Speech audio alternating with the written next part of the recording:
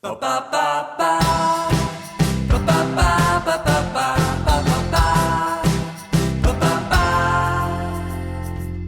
back, everybody, to Prog-Quo, the musical channel, where we discuss progressive rock music. And I'm doing a little bit of a rebrand, a little bit of a rejigging of how I'm approaching this channel and this podcast. So for those of you listening in on the podcast, you can now actually watch us on YouTube.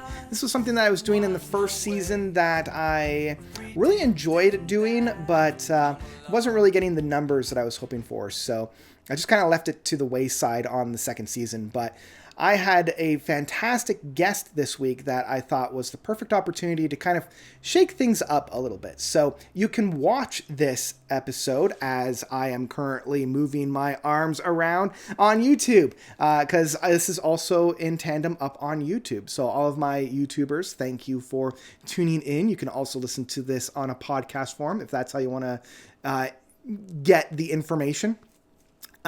And today I'm speaking with Niamh, the Prog Nerd on YouTube. I've left her information down below if you want to go follow her. And honestly, if you're following this show, I would be shocked if you're not also following hers.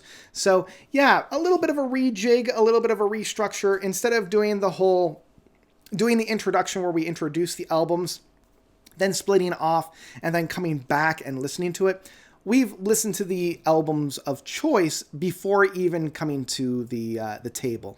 Now, these were albums that neither of us had heard prior to this, so we are still kind of getting the first impression, and honestly, both of us listened to the album just before recording the podcast, so that is still kind of kept in vain where we're getting that first impression. But I didn't want to do the whole record about 20 minutes, then break, then come back and record about 45 minutes. I just wanted to do the whole 45 minutes right from the get-go. So I think that's going to be the structure moving forward. Let me know what you think about this new structure, if you loved it or if you hated it, or other ways that we can kind of improve this little show by commenting down below or engaging with us on social media. You can follow us on Twitter at Prog-Quo. You can follow us on Instagram at Prog-Quo Pod. And if you would be so kind, you could also send us an email. The email address is quidprogquo@gmail.com. So if you have any kind words, please send it to us.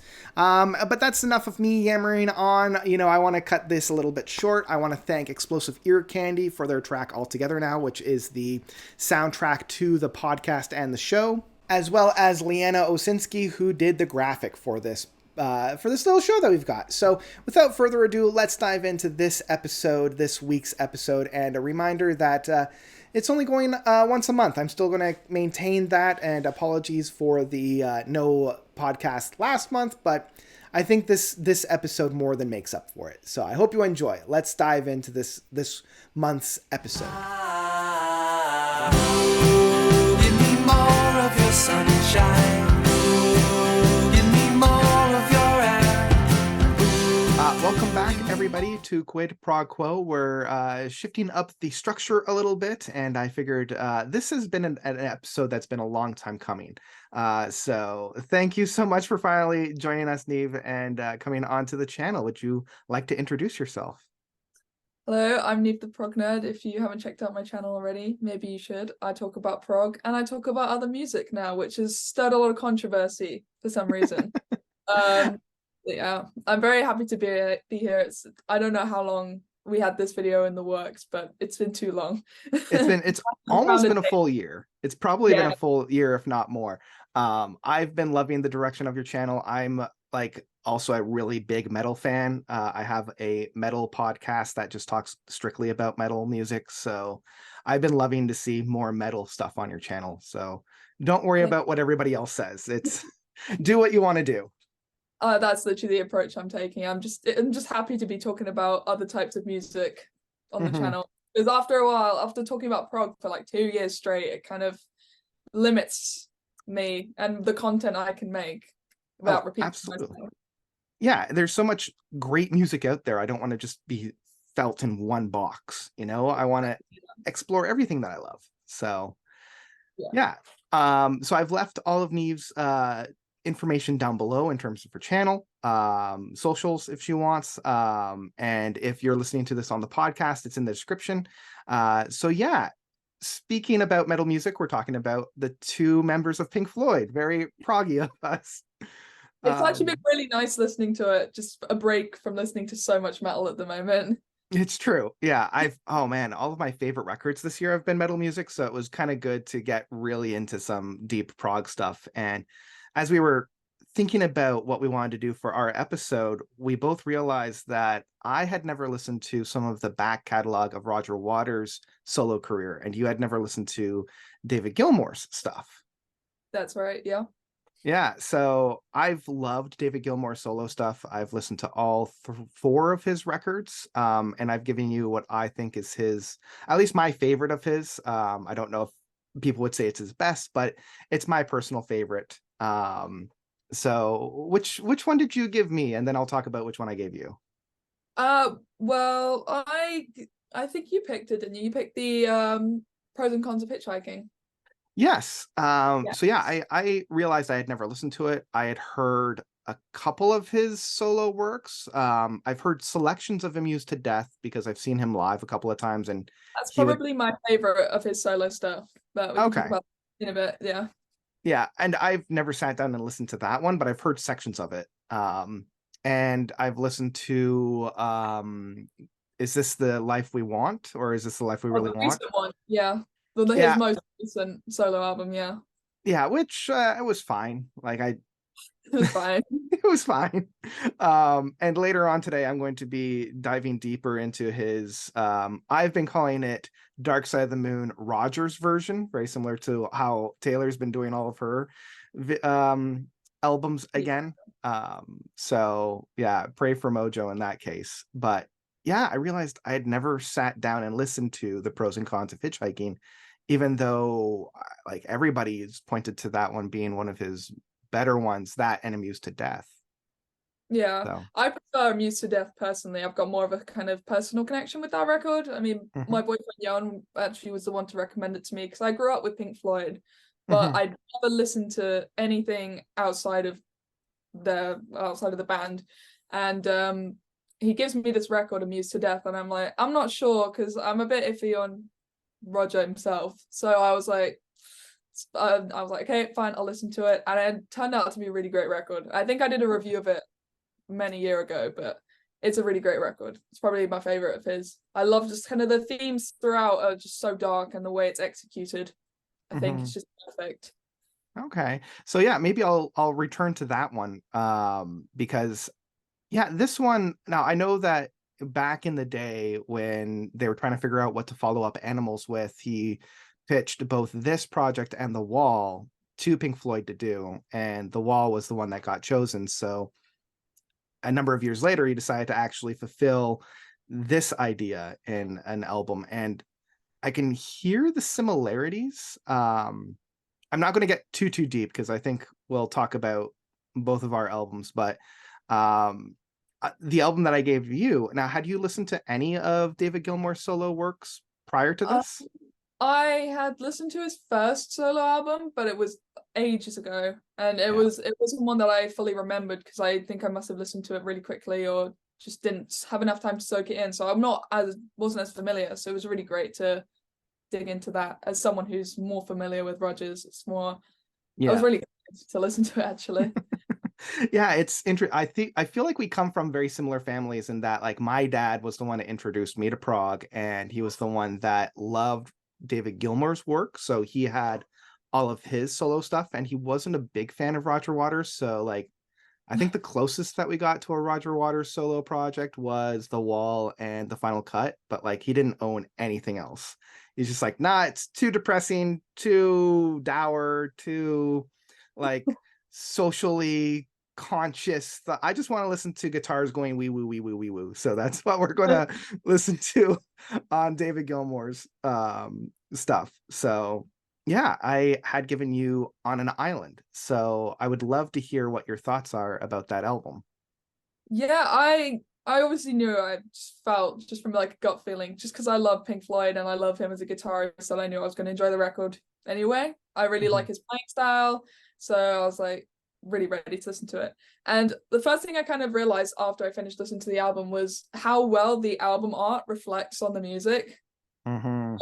just a random note, it suits it so well. Like Yeah. that kind of whimsical, kind of ethereal looking album cover with the whimsical and ethereal music, which was actually one way I would really like to describe the album was, and the instrumental pieces throughout were really, really lovely to listen to. And there were parts where I thought, I swear this could be in like a film. This sounds like it could be like a film score.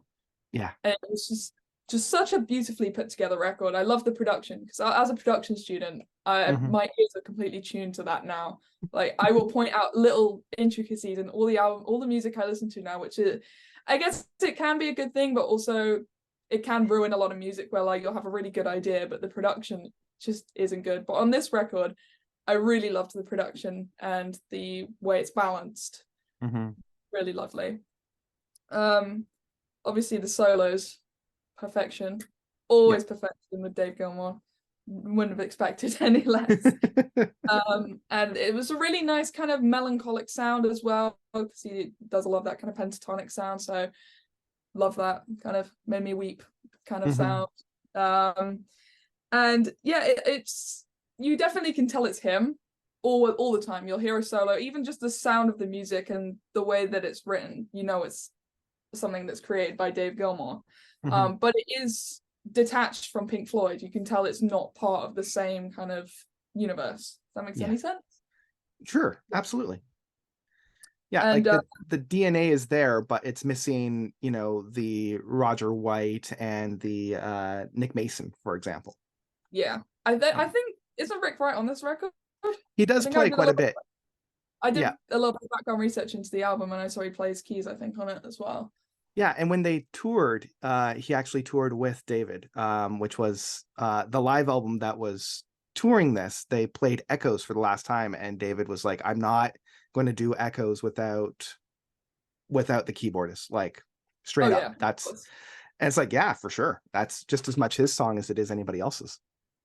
And yeah, I loved hearing a saxophone. I love a saxophone, especially in kind of progressive rock music. It just adds a really nice ambience. Except you got like two sides of saxophone in progressive rock. You've got the right, like, more smooth kind of side of it, which is this, but then you've got like the abrasive, like of like King Crimson. Yeah, King Crimson or Vandergraaf, right? It's just like the very like exactly. It's a lot, but it's wonderful. But I love when it's kind of stripped down to its kind of more melodic-y and smoothness, I guess. Yeah, I just overall just really, really love the record, and his voice has aged so perfectly. It's wonderful. Yeah, I'm loving that. Like a lot of older bands that have just great vocalists seem to be aging very well in theirs, and there are a few that maybe aren't so much, but I am very glad that David's voice, I mean, this was done over 10 years ago. I think it was 2006. 2006. But even still, it feels very lived in and very crisp. You can tell like this is somebody that has lived with this voice for so long. He knows exactly how to structure a song around it. Yes, definitely, for sure. And the way the music intertwines with the vocals as well. It's just perfect. Yeah. I believe, and people can correct me if I'm wrong, but I believe most of the saxophone on this record is actually done by David himself. I feel he's the one that's doing a lot of the saxophone playing on here. That's cool. I had no idea if that's the case. Yeah, because I want to say, like, I have a couple of the live recordings that he did, and I want to say it's him doing the saxophone in the live show. So, oh wow, yeah, so that's cool. Yeah, I know. Yeah, I remember because I listened to this album when it first came out, and for me, it brings memories of like very deep winter, like lots of snow, that kind of darkness, but like almost like a warm darkness. Like it's cold outside, but it's warm in where I am right now. Like the sun's gone down by like 4 o'clock because I'm a little bit higher up on the northern hemisphere here. So like once it hits November, it's like midnight by 4:30. And so having this like prolonged darkness, but being inside where there's a warm fire and some very like cozy lights and cozy blankets, like that's the overall feel that I get, even with like the first track and a couple of those smaller tracks like This Is Heaven and Smile, and the last two tracks of A Pocket Full of Stones and Where We Start. There's that synthesized sound that he uses to start and end the album that always reminds me of this very deep, dark winter, but it's not like a cold winter. It's not like a brutal winter. It's just like a very, I can't think of a better word, but snuggly. Like it's a very snuggly kind of winter. I get what you mean. Yeah, because I wrote about, going back to production again, how the Yeah. production, it felt warm and rich. Yeah. That's the Yeah. kind of vibe I got from that style of production. Amazing. Yeah. It's like a warm darkness. Yeah. That I love, because musically I feel like it's very dark, but not in a like a scary way, like not quite like in a Halloween way, more in like it's after Christmas, and so we're still kind of enjoying the Christmas glow, but it doesn't have that like bright, happy, fun times that Christmas is always associated with. That's a good way to put it, actually. I Yeah. put it better myself.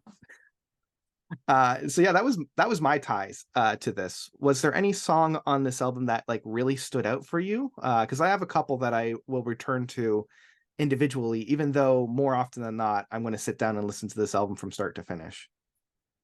Yeah, I loved the first two tracks. Definitely the first track was like, it really got me in just on that first one alone. But I also really loved Red Sky at Night.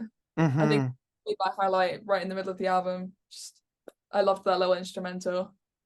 Yeah, and I believe, I'm trying to remember, on the island, the title track, they had Crosby and Stills.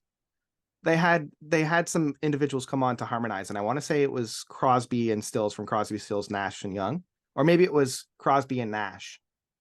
Either or, they got two of them from that band to help harmonize with David. That makes so much sense. The way that the harmonies are structured, that makes a lot of sense. Yeah, I'm kicking myself now that I can't remember which two it was, but yeah, it was every time I listen to that title track, I love the harmonies on it. I love how like full bodied it is. Yeah, I also love Red Sky at Night. I already love the title track. For me, I also love Take a Breath, which is kind of the big rocking track off of the album. And I remember when this album first was released, the local rock station on the radio would actually play this song every once in a while in the rotation for about the first couple of months this album was out. So it got a little bit of airplay. All right. No, I think I did some research. I think it went to #1 here when it came out in the UK. So that would make sense. I wouldn't be surprised. In Canada, I always find it's hit and miss with these kinds of things. Either it does really, really well, or it's like it does well for 1 week and then everybody's forgot about it. So yeah, we have that a bit nowadays, where like something will get really big, everyone will talk about it for like a couple of weeks, and then all of a sudden it's like, remember when that came out? Remember that one thing that came out? It was last week. Do you guys not remember that? And then they've moved on to something else. Yeah, it's unfortunate that I feel like music nowadays, and I hate being that whole, well, music nowadays, back in my day, but like, I don't know, it doesn't have that same kind of stay power. And I know for me, part of the reason is just because I'm reviewing albums every single week. So almost in necessity, I have to move on to the next big thing. But like, I don't know, when this album came out, it was like all I was listening to for a couple of months. And that was kind of the norm of, yeah, you would be obsessed with an album for a couple of months before moving on to the next album. And now I'm lucky to be obsessed with an album for a week. So yeah, I get that. Yeah. As well. Amazing. So yeah, I would ask, like, is this something that you would return to? Are you going to dig deeper into David's back catalog? I think I might now, because I really did enjoy that record. I just definitely want to return to. I've got the whole thing saved on Spotify now, so amazing. Definitely return back to it in a calm moment when I'm done with music. So like a while. Yeah, the follow-up to this album, Rattle That Lock, I feel has better songs, but it's not as strong of an album, if that makes sense. Like there are individual songs that I like more on Rattle That Lock, but the overall album as a whole, I wasn't as excited about. If that makes any kind of sense. No, that makes sense. Yeah. So yeah, I would recommend checking that one out. But yeah, we can switch gears now and talk about the pros and cons of hitchhiking, as I had my first spin on it today. I actually picked this up maybe about a half year ago at my local record store because we were planning to do this. And I'm like, oh, this is a great opportunity to pick this up. I'll listen to it for the first time on vinyl. And yeah, it was interesting. I wish I could be more favorable to this album as you were for David Gilmour's album. In many ways, go for it. It's nice to have a bit of controversy, you know, bit of back and forth. Well, yeah, I feel like this was very, very, very similar to the final cut in terms of music, in terms of themes, in terms of style. Like production wise, it's fantastic. You know, it's very competent. I love how, because I thought once David Gilmour was no longer working with Roger Waters that there would be a void of guitars, but I was happy to hear the amount of guitar solos on this record. So I enjoyed that part, but yeah, for the most part, I felt like this was a Final Cut continuation, Final Cut kind of like the sister album to that. Yeah. Now I find that this one is a little bit more engaging to the Final Cut because the Final Cut is just so isolating and so like almost asking you not to enjoy it. Like I know that's a little harsh, but like the subject matter and the actual like the concept of the album is very like dour, and this one is at least a little bit more, come on guys, let's do this, let's pull together rather than everything sucks and everybody's like horrible. Like this is almost the counter to that in terms of thematics. But musically, I'm listening to it, I'm like, yeah, this sounds very similar to a lot of the music that I heard from the Final Cut. So like if I had picked this up back in the mid 80s, I think it was like 84 that this came out. Yeah, 84. I would have been a little disappointed. I would have been like, oh man, this is just treading water, pardon the pun. But at least like the second side picked up for me. Like the first side was a little dour. I was a little disappointed with. But the title track, the pros and cons of hitchhiking itself, I was like, oh, it's starting to pick up. I love the catchiness of the chorus. It was really the only track that really kind of stood out for me. But yeah, those are my kind of big 2 cents, broad brushstrokes of the pros and cons of hitchhiking. Yeah, I think I love his writing style, like the way he writes lyrics and stuff like that. I guess because I'm a fan of kind of gloomy, dark music and dark production, dark playing. So that's why if I had to kind of pick something from the Dave Gilmour album that I would wish was there was Roger's songwriting, like his lyrics. Like I just like, I guess because they're very kind of, I'm not a political person, but it's interesting how politically charged the lyrics and the themes are, you know, and I think with Dave's solo stuff, that's kind of missing, because that's what I love about Pink Floyd. It's the reason why Animals is my favorite record of theirs, is because you've got the kind of dark, politically charged lyrics plus amazing guitar solo. So that's Yeah, it's the marriage of the two worlds that I love about Pink Floyd. And it was interesting listening to this album, and specifically on the first side, I forgot how much I truly love Roger's bass work, because the bass on this album is fantastic. I love the rhythm styles. I love his commanding of like knowing how a rhythm style of a guitar can really bring about the themes of the song. And I don't want to, diss on anything that David Gilmour's done, but I feel like that same kind of mastery isn't found. David is much better at orchestrating harmonies and bringing about, great swelling guitars, whereas Roger is much better at constructing this rhythm and this groove.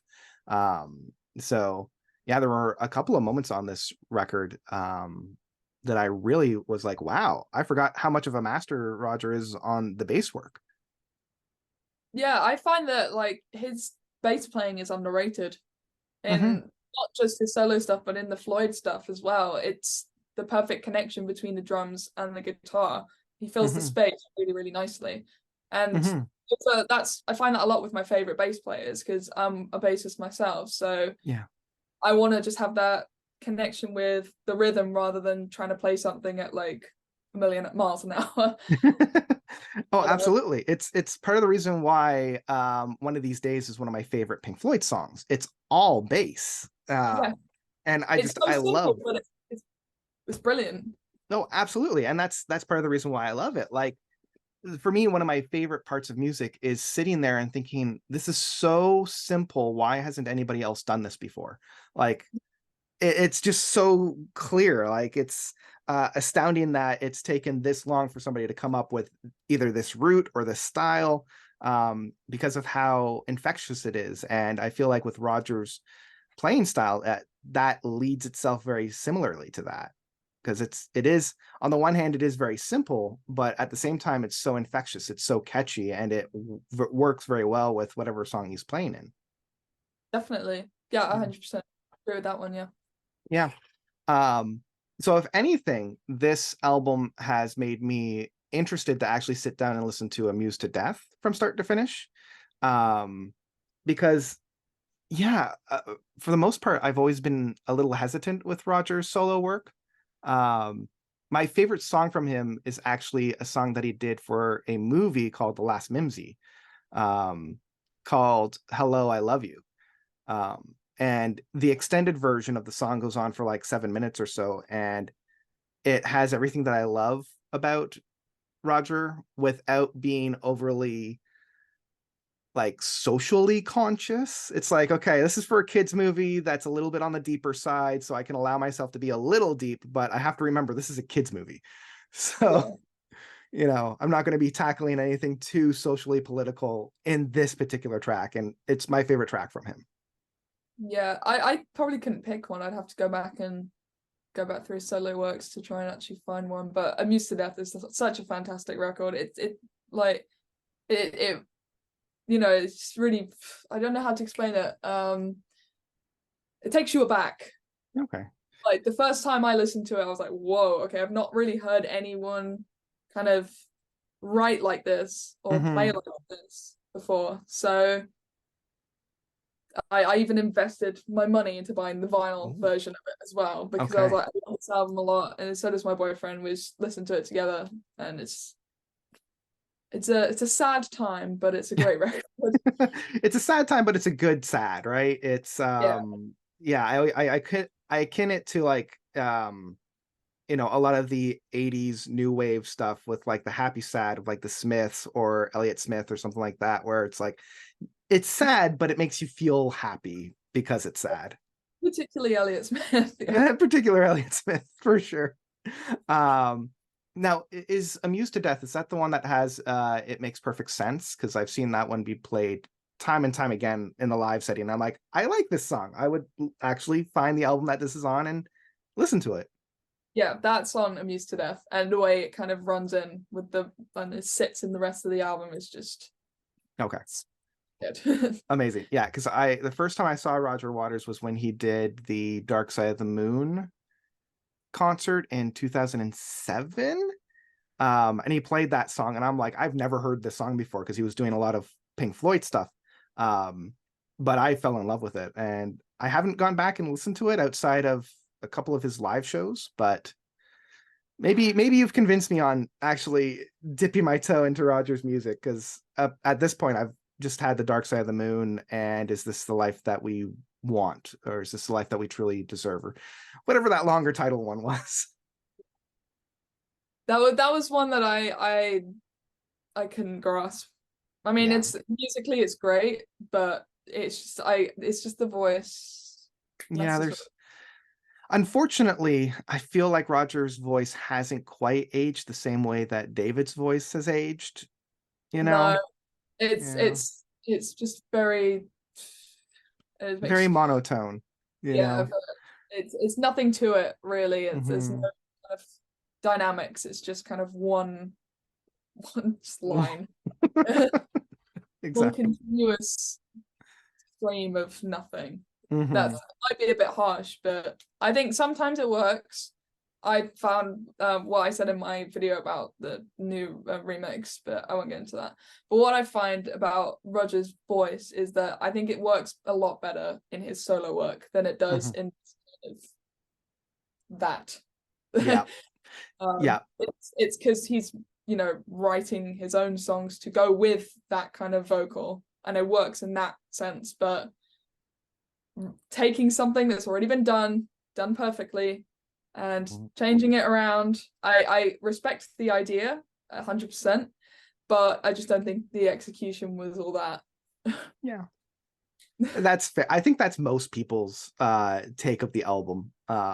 So I mean, that's very similar to my take. But yeah, I still need to actually sit down and listen to the whole thing, because as we were talking before we sat down to record, I started listening to it and I fell asleep. So you know, that's kind of how I am with that Dark Side of the Moon redo, or redux, or however you want to pronounce it. But yeah, thanks for coming on and chatting about some Pink Floyd solo records. Yeah, is there anything you want to leave the listener and watcher with? Listen to the album that I listened to before this video. It was absolutely fantastic. I guarantee all those people who are into progressive rock, and even if you're not into progressive rock, I think you'd still enjoy it. If you like a little bit of kind of chilled out vibe, but with really sick guitar solos, then this is definitely your album. Yeah, if you haven't sat down and listened to On an Island yet, you got to do it. You have to sit and listen to it.